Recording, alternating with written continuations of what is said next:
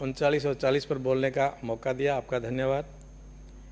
आदिकाल से ही हमारे देवादिदेव विश्वकर्मा भगवान द्वारा रचित वास्तुशास्त्र के अनुसार हमारे पूर्वज नगर, शहर, ग्राम आदि का निर्माण करते रहे, जिसमें प्रकृति, प्राणी, पर्यावरण सबको ध्यान में रख करके बसावट की जाती थी। गोचर, ओरण, कुएं, बावड़ी, तालाब सबको सुव्यवस्थित करके दिया जाता था, जिसका उदाहरण अभी मेरे से पहले माननीय विधायक महोदय जी ने रखा। जयपुर की बनावट को देखिए आप, कितनी सुंदर है।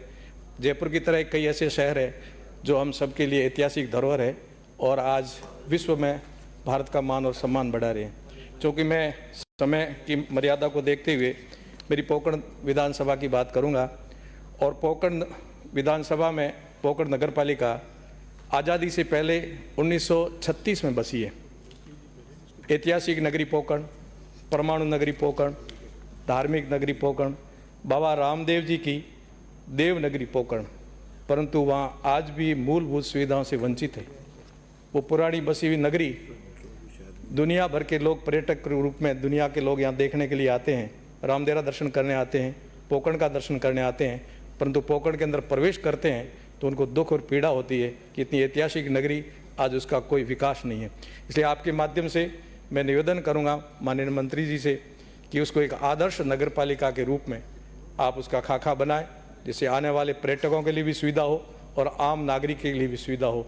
उन मूलभूत सुविधाओं को देने के लिए विशेष रूप से पैकेज बना करके पोकरण को ध्यान में रखा जाए।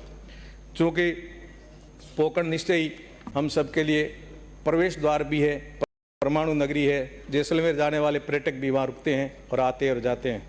मैं आपका ध्यान आकर्षित, आपके माध्यम से मंत्री जी का ध्यान आकर्षित करना चाहूँगा कि पोकरण के अंदर पिछली सरकार ने 25 करोड़ रुपए ट्रीटमेंट प्लांट के लिए स्वीकृत किए थे, परंतु वो व्यवस्थित नहीं होने के कारण नहीं लगे। उसका मूल कारण था कि पोकरण नगर पालिका क्षेत्र में सीवरेज व्यवस्था हेतु एसीटीपी प्लांट नहीं होने के कारण शहर का गंदा पानी जगह जगह इकट्ठा हो रहा है, और इसके लिए भोमारा माली बनाम राज्य सरकार अन्य एपीसी नंबर 81/2022 सीएड माननीय NTG न्यायालय बेंच भोपाल में द्वारा नगर पालिका के विरुद्ध 65 लाख रुपए की शास्ति लगाई गई है।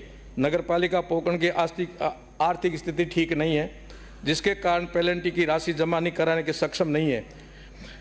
जब नगर पालिका के क्षेत्र में सीवरेज व्यवस्था ही सुचारू रूप से समाधान नहीं हो पाएगा तो माननीय न्यायालय द्वारा शास्ति लगाई गई। अतः मैं आपके माध्यम से माननीय मंत्री जी से निवेदन करता हूं कि मेरी विधानसभा का ये पोकरण नगर पालिका का बहुत गंभीर विषय है और इसको आप तुरंत ही निस्तारण करने के लिए आप कदम उठाएं। चूँकि पिछली सरकार में 25 करोड़ रुपए की स्वीकृति की थी, परंतु एक उसमें टेक्निकल त्रुटि लिखी गई है। मैं आपके ध्यान आकर्षित करना चाहता हूं, 25 करोड़ रुपए पोकरण नगर पालिका लिखा, पोकरण शहर लिखा, परंतु कार्यस्थल रामदेवरा लिख दिया, जो कि पोकरण नगर पालिका से 10 किलोमीटर दूर है और वहां लिख दिया। इसलिए इसका संशोधन करके पुनः पोकरण नगर पालिका लिखा जाए, जिसके कारण वो पैसा लग करके इस व्यवस्था को सुचारू की जाए। मैं एक ऐसी पोकरण नगर पालिका का जो सांचा और ढांचा है, मैं पुनः आपका ध्यान आकर्षित करना चाहता हूं। पुरानी नगरी है और उस पुरानी नगरी में जो पुरानी बसावट है उसकी सड़कें 30-40 साल पुरानी, तो पाइपलाइन है 30-40 साल पुरानी, सीवरेज उस समय का डाला हुआ, लाइट के तार और खंभे उस समय के लटके पड़े हैं।